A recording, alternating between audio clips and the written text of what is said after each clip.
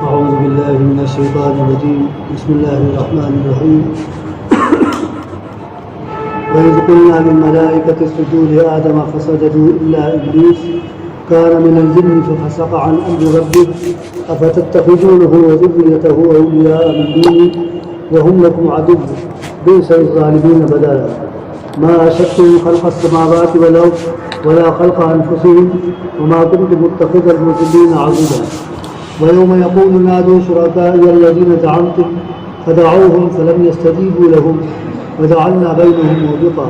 ورأى المجرمون النار فظنوا أنهم مواقعوها ولم يجدوا عنها مصرفا ولقد صرفنا في هذا القرآن للناس من كل مثل وكان الإنسان أكثر شيء جدلا صدق الله العظيم. پچھلی آیات میں قیامت کے دن جو حالات پیش آئیں گے ان تمام حالات میں ایک مرحلہ ایسا بھی ہوگا کہ جس میں انسان اللہ تعالیٰ کی عدالت میں کھڑا کیا جائے گا اور اس کے سامنے اس کے نام اعمال کو کھول کر رکھ دیا جائے گا. اس سے کسی قسم کی کوئی گفتگو نہیں کی جائے گی, کوئی بات نہیں کی جائے گی اور کسی چیز کے متعلق پوچھا نہیں جائے گا کہ تم نے کیا ہے یا نہیں کیا ہے, بلکہ اس سے صرف اتنا کہہ دیا جائے گا یہ تمہارا نام اعمال ہے, یہ تمہاری دستاویز ہے, اس کو پڑھو. اور اس کو پڑھ کر تمہیں خود اندازہ ہو جائے گا کہ اللہ تعالیٰ نے کن چیزوں کا حکم دیا تھا اور کن چیزوں سے تم کو روکا تھا, اور تم کو یہ بھی معلوم ہو جائے گا کہ تم نے اللہ تعالیٰ کے احکامات پر کہاں تک عمل کیا اور کس قدر تم نے اللہ تعالیٰ کی نافرمانی کی. یعنی اسی دستاویز اور اسی نام اعمال سے تمہاری پوری زندگی کا حساب طے ہو جائے گا اور یہ بھی طے ہو جائے گا کہ تم جنت کے مستحق ہو یا جہنم کے مستحق ہو. چنانچہ انسان اپنے نام اعمال کو پڑھنا شروع کرے گا اور پڑھتے پڑھتے جب دیکھے گا کہ اس میں ہر چیز لکھی ہوئی ہے. کوئی چھوٹے سے چھوٹا عمل ہے چاہے نیکی کی شکل میں ہو یا برائی کی شکل میں وہ موجود ہے, کوئی بڑے سے بڑا عمل تھا نیکی کی شکل میں یا برائی کی شکل میں وہ بھی موجود ہے. من یعمل مثقال ذرۃ خیرا یرہ ومن یعمل مثقال ذرۃ شرا یرہ. ٹھیک اس کا مصداق اس کا نام اعمال ہوگا کہ اگر رائی کے برابر بھی کسی نے کوئی نیکی کی ہے تو وہ بھی اس کو نظر آئے گی, اور رائی کے برابر بھی اگر کسی نے کوئی برائی کوئی گناہ کیا ہے تو وہ بھی اس کو نظر آئے گا. وہ اس طرح سے نام اعمال گویا اس کا حساب دے گی. اور اللہ تعالیٰ نے جو کچھ بھی اللہ تعالیٰ کے فرشتوں میں اس میں لکھا ہے,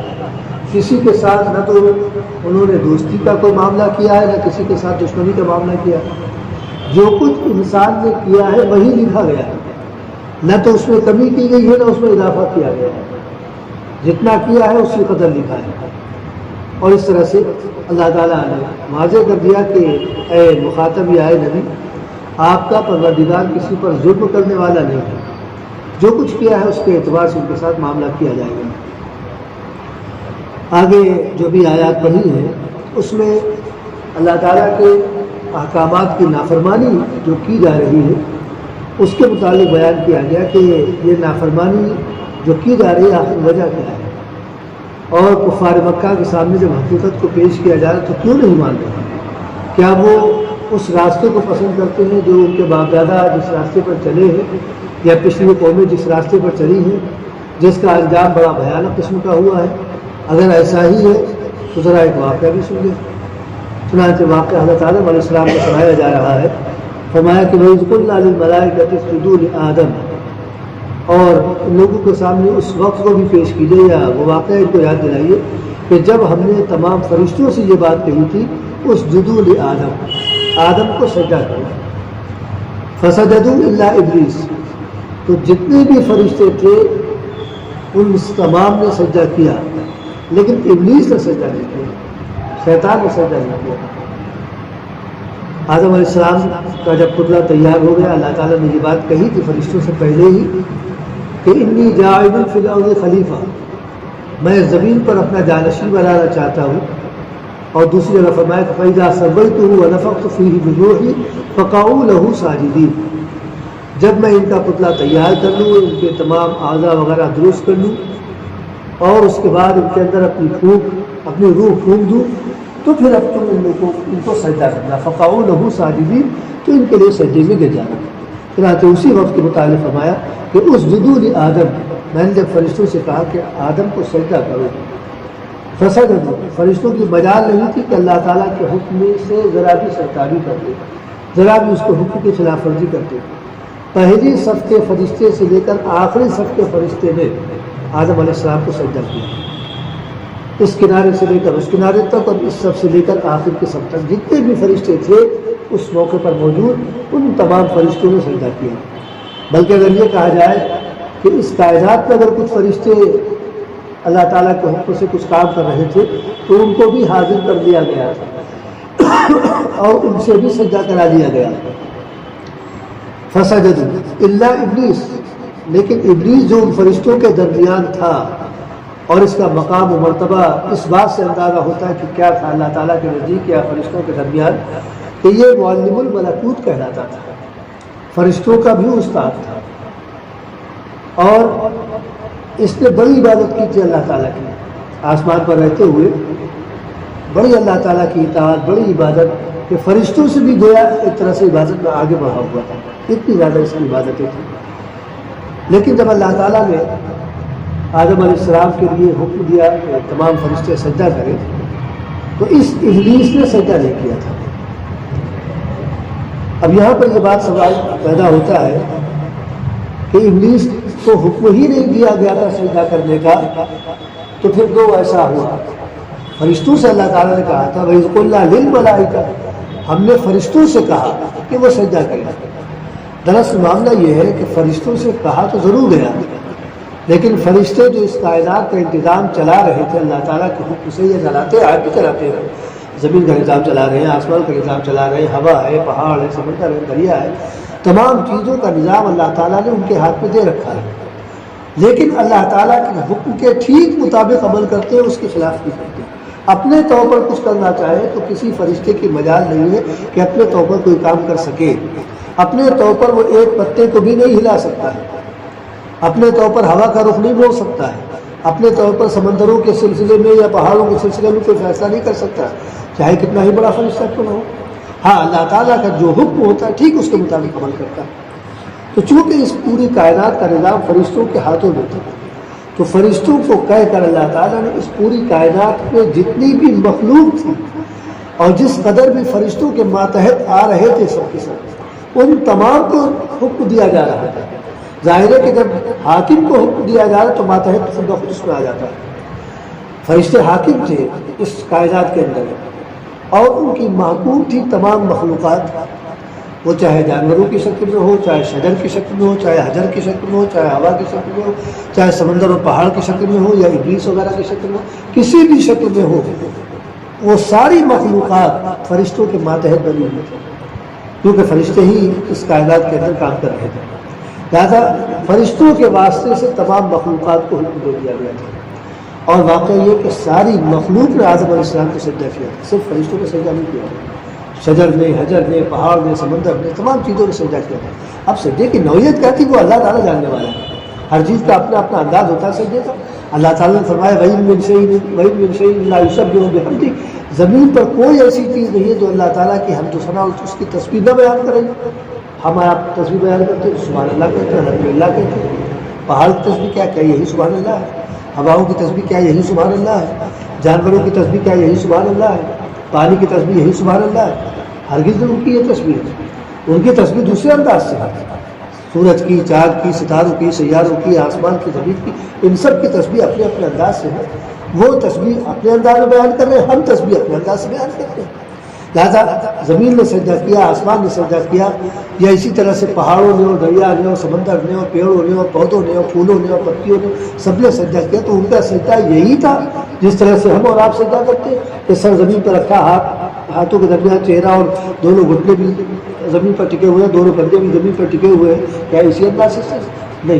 ان کا سجدہ دوسرے انداز سے تھا۔ فرشتوں کا البتہ یہ سجدہ تھا جو سجدہ ہم اور آپ کرتے ہیں نمازوں میں، یہ فرشتوں کا سجدہ تھا، فرشتوں نے اسی انداز سے سجدہ کیا، لیکن اور تمام مخلوقات نے سجدہ اپنے انداز سے کیا تھا جو بھی ان کا انداز رہا ہو۔ لیکن ابلیس نے سجدہ نہیں کیا، جبکہ وہ فرشتوں کے ماتحت تھا، کیونکہ زمین پر وہ بھی رہتا تھا، زمینی مخلوق تھی، آج بھی زمین پر ہے۔ اس ابلیس نے سجدہ نہیں کیا، فسجدوا الا ابلیس، تمام چیزوں نے سجدہ کیا لیکن ابلیس نے سجدہ نہیں کیا۔ کان من الجن، اس لیے سجدہ نہیں کیا کہ وہ جنوں میں سے تھا، اور جنوں کا مزاج میں تکبر ہے، حسد ہے، کبر ہے، اور فرشتوں کے مزاج میں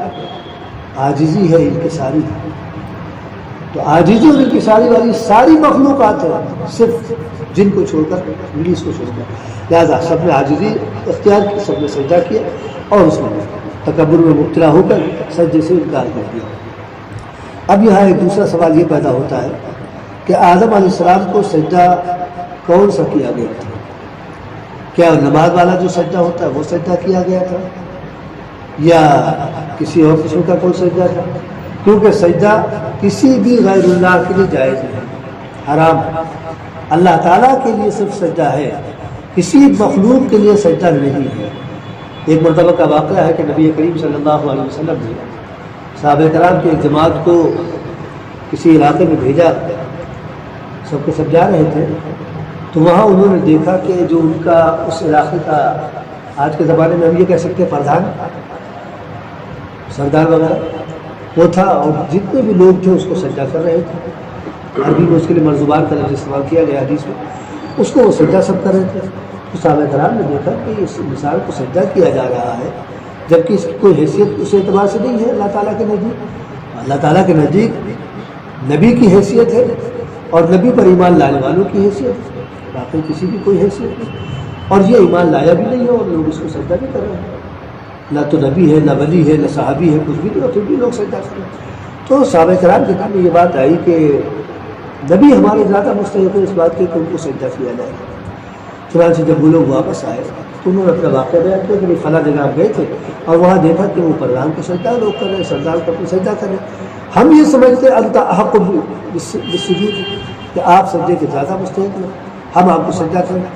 تو آپ نے ان سے سوال کیا کہ یہ بتاؤ میرے انتقال کے بعد کیا میری قبر کو سجدہ کرو گے؟ تو سب نے جب زبان ہو کر کہا بالکل نہیں کریں گے۔ نبی تھے، ادب احترام اپنی جگہ پہ، لیکن عقیدے کی سلامتی اپنی جگہ پہ، سب نے یہ کہا کہ نہیں، آپ کی قبر کو سجدہ نہیں کریں گے۔ تو آپ نے فرمایا جب میری قبر کو سجدہ نہیں کرو گے تو مجھے زندگی میں بھی سجدہ نہیں کرو گے۔ یعنی سجدہ کسی بھی غیر کے لیے، اللہ تعالیٰ کے علاوہ کسی کے لیے سجدہ حرام ہے، چاہے وہ زندہ انسان ہو، چاہے وہ دنیا سے جا چکا ہو۔ عبادت کا سجدہ کسی طور پر کسی کے لیے۔ اب بعض لوگوں نے نکالنے کی راہ کوشش کی کہ وہ سجدہ عبادت کا ہم نہیں کرتے جو قبروں پر سجدے لوگ کرتے ہیں، تو اس کے لیے انہوں نے جواز کی یہ صورت پیدا کرنے کی کوشش کی کہ ہم سجدہ تعظیمی نہیں، سجدہ عبادت نہیں کرتے، سجدہ تعظیمی کرتے ہیں، یعنی ان کی عظمت کا اعتراف، ان کی بلندی، ان کی بزرگی کا اعتراف کرنے کے لیے ہم سجدہ کرتے ہیں۔ اور اس سجدے میں ہم سبحان ربی العظیم یا سبحان ربی الاعلیٰ نہیں کہتے، جبکہ نماز کے سجدے میں سبحان ربی الاعلیٰ کہا جاتا ہے۔ تو یہاں سے دونوں سجدے الگ ہوئے، نماز کے سجدے میں ہم سبحان ربی الاعلیٰ کہہ رہے ہیں، یہاں سبحان ربی الاعلیٰ نہیں کہتے، سجدہ الگ ہو گیا۔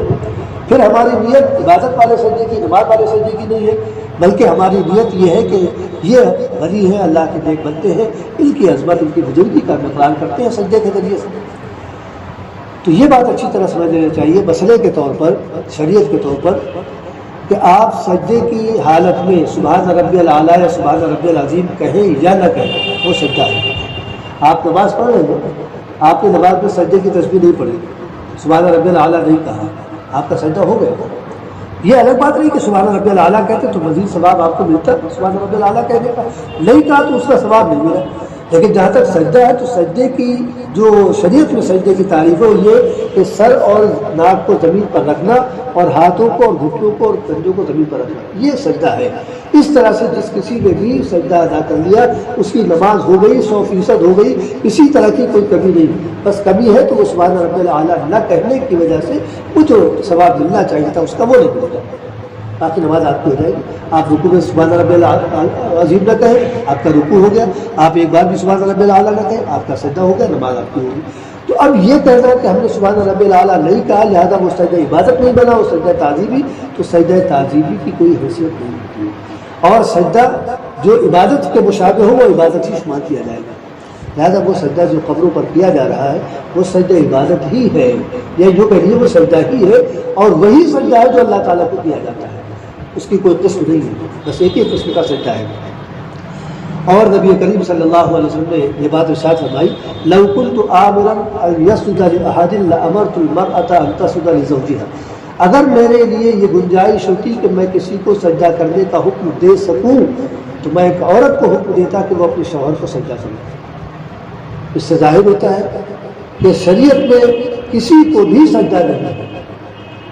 اگر آپ سجدے کا حکم دے سکتے ہیں, گنجائش ہوتی شریعت میں, تو آپ ایک عورت کو حکم دیتے کہ وہ اپنے شوہر کو سجدہ کرے. اس کا مطلب گنجائش ہی نہیں کہیں سے, نہ سجدہ تعظیمی کے نام پر, نہ سجدہ عبادت کے نام پر, نہ سجدہ سلام کے نام پر, کسی طرح کی. تو اب یہ سوال پیدا ہوتا ہے کہ یہ آدم علیہ السلام کو سجدہ کیسے کرایا گیا. تو یہاں پر یہ بات سمجھ لینی چاہیے کہ آدم علیہ السلام کو جو سجدہ کرایا گیا, اول تو وہ عبادت کا سجدہ نہیں, وہ سجدہ سلام والا ہے. اور پچھلی شریعتوں میں اس طرح کے سلام کی گنجائش تھی کہ سلام کا لفظ, یہ تو سلام ہم کو آپ کو دیا گیا ہے, السلام علیکم ورحمۃ اللہ, یہ ہمیں اور آپ کو دیا گیا ہے. پچھلی شریعتوں میں اس طرح کا سلام نہیں تھا. تو آدم علیہ السلام کو جو سجدہ کیا گیا وہ سلام والا سجدہ تھا, گویا السلام علیکم ورحمۃ اللہ. اس کے علاوہ دوسری ایک بات یہ ہے کہ پچھلی شریعتوں میں سجدہ تعظیمی تھا. یعقوب علیہ السلام جب مصر پہنچے ہیں اپنے بچوں کے ساتھ, یوسف علیہ السلام جو مصر کے بادشاہ تھے اور اپنے تخت پر بیٹھے ہوئے تھے, یعقوب علیہ السلام اللہ تعالیٰ کے برگزیدہ پیغمبر ہیں, یوسف علیہ السلام کے باپ. لیکن یعقوب علیہ السلام نے یوسف علیہ السلام کو سجدہ کیا, گویا باپ نے اپنے بیٹے کو سجدہ کیا اور ان کے ساتھ ان کے بچوں نے سجدہ کیا. تو کیا نبی کو یہ بات نہیں معلوم تھی کہ اللہ تعالیٰ کے سوا کسی کو سجدہ نہیں کرنا چاہیے؟ یعقوب علیہ السلام نہیں جانتے کہ مان اللہ کہ ہم یوسف کو سجدہ کر رہے ہیں, اپنے بیٹے کو سجدہ کر رہے ہیں, ایک انسان کو سجدہ کر رہے ہیں, سجدہ حرام ہے. کیا یعقوب علیہ السلام نہیں جانتے؟ یقیناً جانتے تھے. لیکن یہ پچھلی شریعتوں میں گنجائش تھی کہ سلام کی جگہ پر اس طرح کا سجدہ سجدہ تعظیمی کے طور پر ادا کر دیا جائے تو سلام ہوتا ہے. شریعت محمدیہ میں اس سجدے کو بھی حرام قرار دے دیا گیا. لہٰذا اب کسی بھی طرح کا کوئی سجدہ نہ صاحب قبر کے لیے جائز ہے, نہ کسی زندہ انسان کے لیے جائز ہے, چاہے وہ کتنا ہی بڑا ولی ہو, انسان اللہ کا نیک بندہ ہو. سجدے کی کوئی گنجائش نہیں. سجدہ صرف ہوگا تو اللہ تعالیٰ کو ہوگا اور کسی کو سجدہ نہیں. تو یہاں سے یہ مسئلہ حل ہو جاتا ہے کہ آدم علیہ السلام کو جو سجدہ کروایا گیا وہ پچھلی شریعتوں کے اعتبار سے سجدہ تعظیمی تھا یا سلام کی جگہ پر سجدہ تھا. جیسے آپ نے دیکھا ہوگا بادشاہوں کے درباروں میں کہ درباری آتے ہیں یا کوئی ملنے آتا تو یہاں سے جھک جایا کرتے ہیں. تو یہ کچھ اسی انداز کا جھکاؤ تھا. سجدے کا مطلب یہاں پر یہ لیا گیا ہے, بعض حضرات نے اسی انداز سے سجدہ لیا ہے. بہرحال حقیقت کیا ہے وہ اللہ تعالیٰ جاننے والا ہے. اور ہاں یہ ہم کو یقیناً سمجھ لینا چاہیے کہ اب اللہ کے علاوہ کسی کو سجدہ کرنا حرام ہے. اگر کوئی ایسا کرتا ہے تو اللہ تعالیٰ کے ساتھ شرک ہے. کان من الجن, یہ ابلیس جس نے سجدے سے انکار کیا تھا یہ جنوں میں سے تھا. ففسق عن امر ربہ, اپنے پروردگار کے حکم سے نکل بھاگا. اپنے پروردگار کے حکم کو اس نے تسلیم نہیں کیا, مانا نہیں. فرشتوں کو سجدے کا حکم دیا گیا اور فرشتوں کے ماتحت جتنی بھی چیزیں تھیں, جتنی بھی مخلوقات تھیں, ان سب کو سجدے کا حکم دیا گیا اور سب نے فرشتوں کے ماتحت ہو کر سجدہ کر لیا. لیکن یہی ابلیس تھا کہ یہ سجدے کرنے سے اللہ تعالیٰ کے حکم سے نکل بھاگا اور اس نے سجدہ نہیں کیا. اب اللہ تعالیٰ حیرت کے ساتھ پوچھتا ہے, افتتخذونہ وذریتہ اولیاء من دون, کیا تم اس کو اور اس کی ذریت کو, اس کی نسل کو مجھے چھوڑ کر اپنا رفیق بنانا چاہتے ہو؟ یعنی شیطان کو, ابلیس کو اور اس کی جو اولاد ہے, ان سب کو تم میرے علاوہ مجھے چھوڑ کر اپنا رفیق, اپنا مددگار, اپنا ہمدرد بنانا چاہتے ہو. وَهُمْ لَكُمْ عَدُوٌّ, جبکہ یہ تمہارے دشمن ہیں سب کے سب. ابلیس تمہارا دشمن, ابلیس کی اولاد تمہاری دشمن. اب یہاں پر یہ بھی ایک بات آتی ہے کہ کیا ابلیس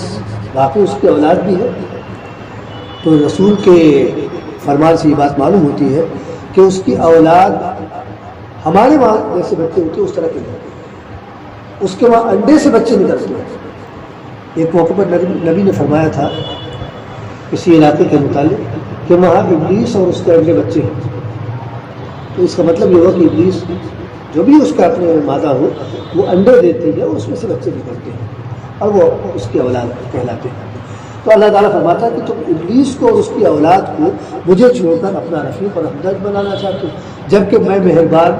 میں نے تمہارے لیے تمام چیزوں کو پیدا کیا، تمہارے لیے زمین کو آراستہ کیا، تمہارے لیے آسمان کو آراستہ کیا اور تمہارے تمام مسائل کو حل کیا، تمہارے لیے تمام چیزوں کو پیدا کیا، یہ اناج، یہ میوے، یہ پھل اور یہ تمام چیزیں سب تمہارے لیے پیدا کی. تو میری رحمت اور میری شفقت تمہارے اوپر اتنی عام ہو رہی ہے اور اس کے باوجود مجھے اپنا مددگار، اپنا معاون یا اپنا رفیق نہ بنا کر تم اپنے دشمنوں کو رفیق بنا رہے ہیں. شیطان کو اس کو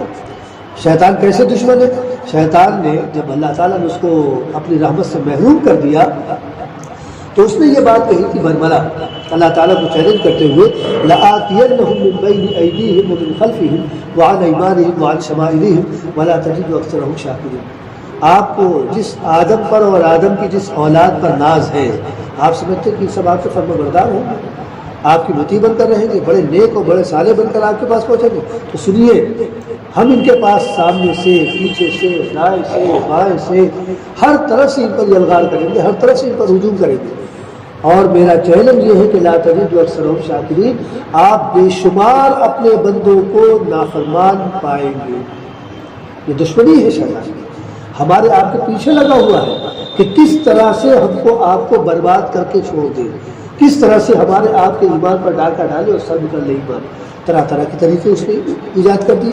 ہم کسی طرح سے اس کے جال میں پھنس جائیں. تو ہم کو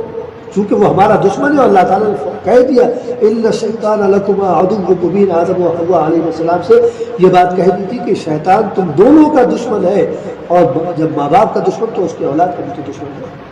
لہٰذا شیطان لکم لکم عدو، حالانکہ یہ سب کے سب تمہارے دشمن ہیں، پھر بھی تم ان کے ساتھ رفاقت چاہتے ہو، ان کو اپنا ہمدرد سمجھتے ہو. بیس الظالمین بدلا، بڑا برا بدلہ ہے اللہ. یعنی ہماری طرف سے تم کو نعمتوں پر نعمتیں دی جا رہی، ان کا بدلہ تم اس انداز سے دے رہے ہو کہ ہم سے تمہارا تعلق ہونا چاہیے، ہماری یاد تمہارے دل میں بسنی چاہیے اور ہمارے ذکر کے ساتھ تم کو دنیا میں رہنا چاہیے. تم ایسا نہ کر کے شیطان کو اپنا رفیق بنا رہے ہو اور اس کے کہنے پر چل رہے ہو. ما اشہدتم خلق السماوات والارض، ہم نے ان کو تو نہیں بلایا تھا. جب زمین و آسمان کو ہم نے پیدا کیا تو ان کو نہیں بلایا تھا کہ بھئی آؤ ذرا ہماری مدد کر دو، اتنا بڑا آسمان ہم سے بنایا نہیں جا رہا ہے، ذرا کچھ ہماری مدد کرو، تھوڑا سا مٹیریل یہاں سے اٹھا کے وہاں رکھ دو اور ہمارے ساتھ دو، اور یہ آسمان سروں پر تاننا ہے، زمین پر تاننا ہے، ذرا اس کو ہماری مدد کرو. ہم نے ان کو نہیں بلایا تھا. والارض، اور نہ زمین کو بنائی، زمین اتنی بڑی اللہ تعالیٰ نے بنائی کہ آپ جہاں تک چلے جائیے زمین مسطح آپ کو نہ بنائی. کہیں پر زمین آپ کو ایسی نظر نہیں آئے گی کہ وہاں پر ڈھلوان ہو کہ آپ نے قدم آگے بڑھایا اور ڈر ہے کہ آپ گر جائیں، کہیں ایسی نہیں. حالانکہ زمین اپنی ساخت کے اعتبار سے گول، لیکن اللہ تعالیٰ نے اس گول زمین کو اس قابل بنا دیا کہ اب اس پر اطمینان کے ساتھ چل سکتے ہیں، اطمینان کے ساتھ اپنی رہائش کا انتظام کر سکتے ہیں، اپنے مکان، اپنے کوٹھی اور بنگلے بنا سکتے ہیں، اسی سے کھیتی باڑی کر کے اپنے اناج وغیرہ حاصل کر سکتے ہیں، پھل اور میوے حاصل کر سکتے ہیں، اسی کے اندر سے پانی اپنے لیے فراہم کر لیتے ہیں، اسی کے اندر مرنے کے بعد ہم دفن کر دیے جاتے ہیں. زمین کے فائدوں کی چیز، ہم نے اس زمین کو پیدا کرتے وقت ان لوگوں کو نہیں بلایا تھا. شیطان نے اس کے چیلی چاپا کو نہیں بلایا تھا کہ بھائی آؤ مدد کر دو، تھوڑی اتنی بڑی زمین ہم سے اٹھائی نہیں جا رہی. ہم نے کسی کو بھی نہیں بلایا، نہ آسمان بناتے وقت بلایا، نہ زمین کو بناتے وقت کیا، نہ اسی طرح سے زمین کی جتنی بھی چیزیں ہیں وہ پہاڑوں کی شکل میں، سمندر کی شکل میں، پیڑ پودوں کی شکل میں یا اور کسی شکل میں، ہم نے کسی بھی چیز کو پیدا کرتے وقت ان کو نہیں بلایا تھا. اسی طرح سے ولا خلق انفسہم، نہ خود ان کو پیدا کرنے کے وقت بلایا تھا کہ ایک کو پیدا کر لیا، بغیر دوسرے کو پیدا کرنے لگا، بھائی تھوڑی مدد کرو، دوسروں کو پیدا کرنے کے بعد تیسروں کو پیدا کرنے جا رہے تو پھر دوسروں کو بلا لیا، بھائی تم تھوڑی مدد کرو. ہم نے ان کو بھی ان کی تخلیق کے وقت میں ان سے مدد نہیں لی. یعنی ہم نے اپنے بلبوتے پر اس پورے نظام کو قائم کیا ہے، اس زمین کو، آسمان کو اور تمام چیزوں کو اپنے بلبوتے پر پیدا کیا ہے، اپنے بلبوتے پر بنایا ہے. ہم نے اتنی سی بھی کسی سے مدد نہیں لی اور کسی کو بلایا نہیں ہے. پھر بھی تمہارا حال یہ ہے کہ تم ہماری ناشکری کر رہے ہو. یہ زمین ہماری ہے، ہم نے تم کو رہنے کے لیے دی. یہ آسمان ہمارا ہے، تمہارے سروں پر ہم نے قائم کر دیا تاکہ تم کو خوبصورتی نظر آئے اور رات میں تم کو اچھا لگے. اسی طرح سے یہ پیڑ پودے ہم نے تمہارے لیے قائم کیے. تم کو بجائے اس کے کہ ہمارا شکر ادا کرو، تم اس کے شکر ادا کر رہے ہو، اس کے گیت گا رہے ہو. وما كنت متخذ المضلين عضدا، اور چونکہ اللہ تعالیٰ عالم الغیب والشہادہ ہے، اس کو معلوم تھا کہ شیطان کس طرح سے انسان کو ورگلائے گا، کس طرح سے انسان کے ساتھ دشمنی کرے گا، اور کس طرح سے انسانوں کو گمراہ کرے گا، کیونکہ اس نے بیڑا اٹھا لیا گمراہ کرنے کا اور غلط راستے پر ڈالنے کا۔ ایک موقع پر رسول اللہ صلی اللہ علیہ وسلم نے زمین پر ایک سیدھی لائن کھینچی اور فرمایا ھذا سبیل اللہ، یہ اللہ تعالیٰ کا راستہ ہے، یعنی جو اس سیدھے راستے پر چلے گا وہ اللہ تعالیٰ کی خوشنودی تک، اللہ تعالیٰ تک پہنچے گا، اور اسی سیدھی لکیر کے دائیں بائیں کو چاہتے ٹیڑھے میرے راستے بنا دیے، اور فرمایا ھذہ سبل علی کل سبیل شیطان یدعو الیہ، یہ جو ادھر ادھر دائیں بائیں راستے ہیں ان میں سے ہر راستے پر شیطان کھڑا ہوا ہے کہ تم کو اپنی طرف بلا رہا ہے۔ تو اب شیطان کے راستے پر جانے کا مطلب یہ ہے کہ اپنے آپ کو تباہ کر لینا، اپنے آپ کو برباد کر لینا۔ تو یہ سب کے سب چونکہ دشمن ہے، اللہ تعالیٰ فرماتا وما کنت متخذ المضلین عضدا، میں تو جانتا تھا کہ انسانوں کو گمراہ کرنے کا انہوں نے بیڑا اٹھایا کہ گمراہ کریں، تو میں ایسے لوگوں کو یا ایسی مخلوق کو کیسے اپنا مددگار بنا لوں جو انسانوں کو گمراہ کرنے والے؟ اول تو ہم کو اس کی ضرورت ہی نہیں ہے، اور اگر بالفرض ہم ضرورت محسوس کریں یا کسی سے مدد حاصل کرنے کی کوشش کریں تو ہم ان لوگوں کی مدد حاصل کرتے کہ جو ہمارے مطیع بن کر رہنے والے تھے، جو ہمارے فرما بردار بن کر رہنے والے تھے، وفاداری ہمارے ساتھ کرنے والے تھے، ہم ان کی مدد حاصل کرتے اگر ضرورت محسوس کی جاتی مثال کے سبب تو، جبکہ ہم کو کوئی ضرورت نہیں، ہم اگر ضرورت محسوس کرتے اور ان کو بلاتے گمراہ کرنے والوں کو جو اللہ تعالیٰ کے احسانات کو بھی نہیں سمجھ رہے، اللہ تعالیٰ کے ساتھ دغا بازی کر رہے ہیں، ایسے لوگوں کو مدد کے لیے بلایا جائے؟ کیسے تمہارا معاملہ ہے؟ کیسے تم انصاف کرتے ہو کہ جو اللہ تعالیٰ کے دشمن ہیں، اللہ تعالیٰ کے بندوں کے دشمن ہیں، ان کو تم اپنا رفیق بنا رہے ہو؟ وَيَوْمَ يَقُولُ نَادُوا شُرَكَائِيَ الَّذِينَ زَعَمْتُمْ، اور ذرا اس دن سے ڈرو کہ جس دن اللہ تعالیٰ یہ کہے گا ان لوگوں سے کہ جنہوں نے دنیا میں شرک کیا ہے، نادو شرکائی، تم نے میرے ساتھ جن لوگوں کو شریک ٹھہرایا تھا ان کو پکارو، کسی بھی نام سے رہے گا، یعوق نام سے ہو، ود نام سے ہو، نصر نام سے ہو، حبل نام سے ہو،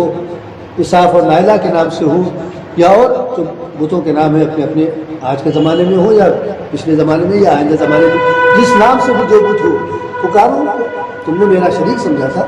تم یہ سمجھتے تھے کہ وہ میرے ساتھ اس کائنات میں تدبیر کرنے والے ہیں، تو بلاؤ ان کو، الذین زعمتم، جن کے بارے میں تمہارا یہ خیال تھا، تمہارا یہ اعتقاد تھا کہ یہ اللہ تعالیٰ کے شریک ہیں۔ جس طرح سے اللہ تعالیٰ نے اس کائنات کو پیدا کیا ہے اور پیدا کرنے کے بعد اللہ تعالیٰ نے اس کائنات کا انتظام انہی لوگوں کے ہاتھوں میں دے دیا، یہ لوگ اللہ تعالیٰ کے حکم کے مطابق نظام چلا رہے ہیں، اور اللہ تعالیٰ وہ کنارے بیٹھا ہوا، اس کو اب کسی چیز سے کوئی مطلب نہیں، تو بلاؤ ذرا ان کو، الذین زعمتم فدعوہم، وہ پکاریں گے، کوئی حبل کو پکارے گا، کوئی یعوق کو پکارے گا، کوئی نصر کو پکارے گا، کوئی مثال کے طور پر آج کے زمانے میں رام اور کرشن ان کو پکارے گا، اپنے اپنے انداز سے پکاریں گا، فلم یستجیبوا لہ، کہیں سے کوئی جواب نہیں آئے گا، نہ رام بولیں گے نہ کرشن بولیں گے نہ اور جو بھی ہو ان میں سے کوئی کہ ہاں بھائی کیا بات ہے تمہارے پاس، ہم تمہاری مدد کے لیے آ رہے ہیں، کوئی کہیں سے جواب نہیں آئے گا، فلم یستجیبوا لہ، کوئی جواب نہیں دے گا، کہیں انسان کی آواز نہیں سنی جائے گی، وَجَعَلْنَا بَيْنَهُمْ مُوبِقًا، اور ہم ان سب کے درمیان ایک ہی ہلاکت کے گڑھے کو قائم کر دیں گے، جتنے بھی ہیں جن کو شریک ٹھہرایا گیا اور جن لوگوں نے شریک ٹھہرایا ان سب کے لیے ہلاکت کا ایک ہی گڑھا بنائیں گے، انہیں جہنم، ان کو بھی جہنم میں ڈالیں گے اور ان کو بھی جہنم میں ڈالیں گے، جن کو شریک ٹھہرایا گیا ان کو بھی جہنم میں اور جن لوگوں نے شریک ٹھہرایا ان کو بھی جہنم میں، کیونکہ شرک کرنے والوں کے لیے اللہ تعالیٰ نے صاف طور پر قرآن کریم میں کہا ہے ان اللہ لا یغفر ان یشرک بہ ویغفر ما دون ذلک لمن یشاء، اللہ تعالیٰ یہ بات طے کر چکا ہے کہ کسی کے بھی شرک کو معاف نہیں کیا جائے گا، البتہ اور اس کے علاوہ جو بھی گناہ ہوگا اللہ تعالیٰ ان کو معاف کر دے گا، لیکن شرک اللہ تعالیٰ کے ساتھ عبادات میں، اللہ تعالیٰ کے ساتھ معاملات میں، یا اللہ تعالیٰ کے ساتھ اس کائنات کی تدبیر میں، یا اللہ تعالیٰ کے ساتھ اور کسی انداز میں، اس کی صفات میں، اس کی ذات میں کسی بھی طور پر شریک ٹھہرایا گیا ہو، اللہ تعالیٰ مشرک کو یعنی شرک کرنے والے کو معاف نہیں کرے گا۔ اب یہاں پر یہ ہوتا ہے، یہ کوئی ضروری نہیں ہے کہ بس ان کو اللہ تعالیٰ کے ساتھ شریک کر لیا، ان کے لیے عبادتیں ہو رہی ہیں، ان کے لیے ہاتھ پیر جوڑے جا رہے ہیں، ان کے لیے چڑھائے جا رہے ہیں، اگر کسی نے شریک ٹھہرایا کسی کو، لعنت بھی اس پر بھیج رہا ہے اور شریک بھی ٹھہرا رہا ہے، تو بھی وہ مشرک ہے، شیطان کو کس نے آج تک اس کی عظمت اور اس کی یعنی بزرگی کا اعتراف کیا؟ جب بھی بات آتی اعوذ باللہ من الشیطان الرجیم، قرآن پڑھنا شروع کرتے اعوذ باللہ من الشیطان الرجیم، اور ویسے لا حول ولا قوت الا باللہ ادب بدل پر شیطان پر لعنت کی جاتی ہے، لیکن شیطان کو پھر بھی شریک ٹھہرایا جاتا ہے، یعنی اس کی طرف سے جو کچھ بھی ہمارے دل میں القاء ہوتا ہے، جو بھی ہمارے دل میں غبار ڈالتا ہے، وسوسہ ڈالتا ہے، ہم اس پر عمل کرتے ہیں، جبکہ یہ کام اللہ تعالیٰ کا ہے۔ انسان کو اللہ تعالیٰ نے پیدا کیا ہے اور اللہ تعالیٰ ہی انسان کو کسی کام کے کرنے یا نہ کرنے کا حکم دے سکتا ہے، اس کے علاوہ کسی کے اندر یہ طاقت نہیں کہ انسان کو کسی کام کے کرنے یا نہ کرنے کا حکم دے، یہاں تک کہ نبی بھی اپنے طور پر کسی کام کو کرنے یا نہ کرنے کا حکم نہیں دے سکتے۔ وما ينطق عن الهوى ان هو الا وحی یوحی، اپنے طور پر وہ کچھ نہیں کہتے، ہاں البتہ ان پر جو وحی کی جاتی ہے اسی کو وہ تمہارے سامنے بیان کرتے ہیں۔ تو جب نبی کو بھی اس بات کا اختیار نہیں کہ وہ اپنے طور پر کسی کام کا حکم دے یا کسی کام سے روکے، تو پھر اور دوسروں کے بارے میں ہم کیا سوچ سکتے کہ وہ ہم کو کسی کام کا حکم دے؟ لیکن شیطان جو ہم سے کہتا ہے ہم وہ کرتے ہیں، تو اس طرح سے شیطان کو اللہ تعالیٰ کے ساتھ شریک ٹھہرا دیا، یا اور کسی نے بھائی ہمارے خاندان میں یہ رسمیں ہوتی چلی آ رہی، ہم اس رسموں کو انجام دے رہے، اس کا مطلب ہم نے اپنے باپ دادا کو اللہ تعالیٰ کے ساتھ اس کے برابر کر دیا یا اس کے قریب پہنچا دیا۔ تو اس طرح سے جو بھی شریک ہوگا اللہ تعالیٰ کے ساتھ، جس کو بھی شریک کیا جائے گا، ان سب کے لیے اللہ تعالیٰ نے فرمایا کہ جہنم ایک گڑھے کے طور پر ہم بنا دیں گے جس میں ان سب کو جمع کیا جائے گا۔ وَرَأَى الْمُجْرِمُونَ النَّارَ، اور مجرم جہنم کو دیکھیں گے، آگ کو دیکھیں گے، دہکتی ہوئی آگ ہے، فَظَنُّوا أَنَّهُمْ وَاقِعُونَ، اور اب ان کو یہ یقین ہو چلے گا کہ اس کے اندر بس گرنے ہی والے ہیں، اسی کے اندر پھینکے جانے والے ہیں، کیونکہ جو کچھ کر کے آئے ہیں وہ سب آیا ہو چکا ہے۔ ہم تو یہ سمجھتے تھے کہ دوبارہ کوئی زندگی نہیں ہے، کسی کے سامنے سوال جواب کا کوئی مسئلہ نہیں ہے، بس دنیا کی زندگی ہے، یہی جیو، جو کھاؤ پیو مر جاؤ، لیکن جو کچھ انبیاء کرام نے بتایا تھا وہ آج اپنی آنکھوں سے سب کچھ دیکھ رہے ہیں، جنت بھی دیکھ رہے ہیں، جہنم بھی دیکھ رہے ہیں، میدان حشر بھی دیکھ رہے ہیں، سارے لوگوں کا اجتماع بھی دیکھ رہے ہیں، اللہ تعالیٰ کی عدالت بھی دیکھ رہے ہیں، اور فیصلے بھی ہو رہے ہیں، اور سب کچھ ساری چیزیں اپنی آنکھوں کے سامنے ہیں۔ تو اب جب سب کچھ سامنے آ گیا اور اپنے کرتوت بھی سارے کے سارے سامنے آ گئے، تو اب یہ یقین ہو گیا انہم مواقعوہا کہ اس میں بس گرنے ہی والے ہیں، اس میں پھینکے جانے والے ہیں۔ ولم یجدوا عنہا مصرفا، اور اس سے بچنے کا کوئی راستہ ان کے پاس نہیں۔ کیوں؟ اس لیے کہ انہوں نے دنیا میں جو اللہ تعالیٰ نے ان کو موقع دیا تھا، مہلت دی تھی اللہ تعالیٰ کو مان لینے اور اس کے احکامات پر عمل کر لینے کا، اس کو انہوں نے گنوا دیا، اور اب کسی طرح کا کوئی موقع نہیں ہے کہ اصلاح کر لی جائے اپنے ماضی کی۔ آج تو ہمارے آپ کے پاس موقع ہے کہ ہم نے ماضی میں جو غلطیاں کی ہے ان کی اصلاح کر لی جائے، ان کو درست کر لیا جائے، اور ایک نئے انداز سے زندگی جو اللہ تعالیٰ کی مرضی کے مطابق وہ گزاری جائے۔ لیکن کل جب موت آ جائے گی یا میدان حشر میں کھڑے کر دیے جائیں گے، اس کے بعد بھی کسی قسم کا کوئی موقع نہیں ہے کہ ہم نے ماضی میں جو کچھ نہیں کیا تھا وہ کر لیں اور اپنے ماضی کی اصلاح کر کے اپنے رب کو راضی کر لیں۔ اس طرح کا کوئی موقع نہیں دیا جائے گا۔ قرآن کریم ایک جگہ کہتا ہے وَلَوْ تَرَىٰ إِذِ الْمُجْرِمُونَ نَاكِسُو رُءُوسِهِمْ عِندَ رَبِّهِمْ رَبَّنَا أَبْصَرْنَا وَسَمِعْنَا فَارْجِعْنَا نَعْمَلْ صَالِحًا إِنَّا مُوقِنُونَ،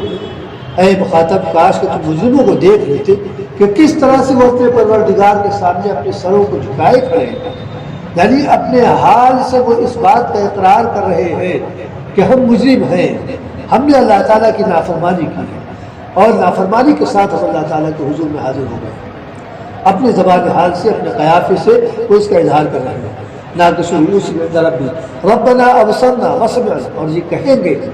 کہ اے پروردگار سب کچھ تو آج اپنی آنکھوں سے دیکھ لیا، میدان حشر کو دیکھ لیا، جنت کو دیکھ لیا، جہنم کو دیکھ لیا، تمام لوگوں کو دیکھ لیا، سب کچھ دیکھ لیا، وسمعنا، اور سن بھی لیا ہے، جہنم سے آوازیں آ رہی ہیں وہ سن رہے ہیں، لوگ افراتفری کے عالم میں ہیں، جی پھونکا کر رہے ہیں، یہ بھی سن لیا، اللہ تعالیٰ کی طرف سے فیصلے ہو رہے ہیں، یہ بھی سب سن رہے ہیں، سمجھ رہے ہیں۔ الا موقنون فرجعنا، اب ہم کو واپس کر دیجیے، دنیا میں ایک موقع دے دیجیے، پھر ہم کو دنیا کی طرف واپس کر دیجیے۔ الا موقنون، آج تمام چیزوں کا یقین آ گیا ہے، کل جب پیغمبر بتاتے تھے تو یقین نہیں آتا تھا، اور یہ کسی بھی طرح سے حلق کے نیچے بات نہیں اتر رہی تھی کہ مرنے کے بعد جب ہمارا نام و نشان قبر کے اندر بیٹھ جائے گا تو دوبارہ کس کے اندر قدرت ہے کہ وہ ہم کو زندہ کر سکے، ہمیں یقین نہیں تھا، لیکن آج دوبارہ زندگی کی حالت میں اپنے آپ کو دیکھ کر یقین آ گیا کہ پیغمبر تو صحیح بات ہے۔ اور اسی طرح سے جنت اور جہنم کا تذکرہ کرتے تھے، بتاتے تھے جنت نعمتوں کا ایک گھر ہے اور جہنم عذابات کا ایک گھر ہے۔ ہمیں یقین ہی نہیں آتا تھا کہ جنت اور جہنم کی کوئی چیز ہو سکتی، لیکن آپ جنت کو بھی دیکھا اور جہنم کو بھی دیکھا، اور میدان حشر کو بھی دیکھ رہے ہیں اور عدالت کو بھی دیکھ رہے ہیں، سب کچھ دیکھ لیا، یقین آ گیا، لہٰذا موقع ایک دے دیجیے کہ ہم دنیا میں جا کے نیک کام کر لیں۔ لیکن اللہ تعالیٰ کی طرف سے جواب یہ دیا جائے گا کلا انہا کلمۃ هو قائل، ہرگز نہیں، یہ تو ایک کہنے کی بات ہے، کہنے والا کہتا ہے، کرتا کون ہے؟ اس سے پہلے بھی تو تم کہہ کے گئے تھے کہ آپ کو پروردگار مانیں گے، آپ کو اپنا رب مانیں گے اور آپ کی فرمانبرداری کریں گے، کیا ہو گئی وہ ساری باتیں؟ کہاں چلے گئے وہ سارے باتیں؟ لہٰذا اب کوئی بات اس طرح کی نہیں، اب تو فیصلہ ہوگا جنت یا جہنم کا۔ تو ولم یجدوا عنہا مصرفا، وہ جہنم سے بچنے کا کوئی راستہ، کوئی سبیل نہیں پائیں گے۔ ان آیات میں اللہ تعالیٰ نے آدم علیہ السلام کا قصہ بیان کر کے اور اس موقع پر خاص بات جو پیش آئی ابلیس کے تعلق سے وہ بیان کر کے اللہ تعالیٰ نے ہم مسلمانوں کو بالخصوص اور تمام انسانوں کو بالعموم اس بات پر تنبیہ کی ہے اور آگاہ کیا ہے کہ جو کچھ تمہارا رویہ ہے وہ رویہ اللہ تعالیٰ کے نزدیک ناپسندیدہ ہے۔ تم اللہ تعالیٰ کے ساتھ کسی نہ کسی درجے میں شرک بہرحال کر رہے ہو کہ اللہ تعالیٰ کی بات پوری طرح نہ مان کر اپنے نفس کی غلامی میں بھی لگے ہو، اور نفس کی غلامی کا مطلب شیطان کی غلامی کا، کیونکہ نفس کا دوسرا نام گویا شیطان، جو غلط راستے پر ڈال رہا ہے، نفسانی خواہشات انسان کو غلط راستے پر ڈالتی ہیں، لہٰذا تم اللہ تعالیٰ کے ساتھ شرک کر رہے ہو، اور شرک ہم معاف نہیں کریں گے۔ لہٰذا عافیت اس میں ہے کہ جو نظام تم کو دیا جا رہا ہے، قرآن جو تم سے مطالبہ کر رہا ہے، ان چیزوں پر عمل کر کے اپنے مستقبل کو سنوار لو، اور اپنی کل کی زندگی کو جو ہمیشہ کی رہنے والی زندگی ہے اس کے لیے تیاری کر لو، اسی میں تمہارے لیے عافیت ہے، آخرت کے اعتبار سے بھی اور اس دنیا کے بھی اعتبار سے کہ جب تک تم اس دنیا میں رہو گے تمہارے لیے اللہ تعالیٰ کی طرف سے عافیت کے اور رحمت کے فیصلے کیے جائیں گے۔ اللہ تبارک و تعالیٰ ہم تمام مسلمانوں کو اپنی ہدایات پر عمل کرنے کی توفیق عطا فرمائے۔ اللهم صل على محمد وعلى آل محمد كما صليت على إبراهيم وعلى آل إبراهيم إنك حميد مجيد۔ اللهم بارك على محمد وعلى آل محمد كما باركت على إبراهيم وعلى آل إبراهيم إنك حميد مجيد۔ ربنا ظلمنا أنفسنا وإن لم تغفر لنا وترحمنا لنكونن من الخاسرين۔ ربنا أتم لنا نورنا واغفر لنا إنك على كل شيء قدير۔ ربنا اغفر لنا ذنوبنا وكفر عنا سيئاتنا وتوفنا مع الأبرار۔ ربنا وآتنا ما وعدتنا على رسلك ولا تخزنا يوم القيامة إنك لا تخلف الميعاد۔ ربنا آتنا في الدنيا حسنة وفي الآخرة حسنة وقنا عذاب النار۔ اے اللہ ہم تمام حاضرین کے گناہوں کو معاف فرما، ہم سب کو اپنے مرویات پر چلنے کی توفیق عطا فرما، تمام برائیوں سے، خرافات سے، گناہوں سے اللہ ہم سب کی حفاظت فرما، ہم تمام مسلمانوں کو اپنے دین کے تمام تقاضوں پر ایمانداری کے ساتھ عمل کی توفیق عطا فرما، حلال روزی عطا فرما، حرام لقمے سے ہم سب کی حفاظت فرما، ہم میں جو پریشان حال ہے ان سب کی تمام جائز پریشانیوں کو دور فرما، جو بیمار ہیں تمام بیماروں کو شفائے کاملہ عطا فرما، جو مقروض ہیں ان کے قرضوں کی ادائیگی کا انتظام فرما، ملت کی جو بیٹیاں بیٹھی ہوئی ہیں ان کے لیے مناسب رشتوں کا انتظام فرما، عالم اسلام کی حفاظت فرما، حرمین شریفین کی حفاظت فرما، دنیا بھر کے تمام مسلمانوں کی جان و مال کی عزت و آبرو کی حفاظت فرما، جو مسلمان دشمنوں کی قید میں ہے جہاں کہیں بھی ہیں ان کے لیے رہائی کا اسباب پیدا فرما، اسلام دشمن طاقتوں کا، افراد کا، تنظیموں کا، جماعتوں کا، حکومتوں کا خاتمہ فرما، دنیا سے جو مومن مرد و مومن عورتیں رخصت ہو چکی ہیں ان سب کی بھرپور مغفرت فرما، انہیں اعلیٰ علم میں جگہ عطا فرما، صلی اللہ تبارک و تعالی علی خیر خلقہ محمد وعلی آلہ واصحابہ اجمعین برحمتک یا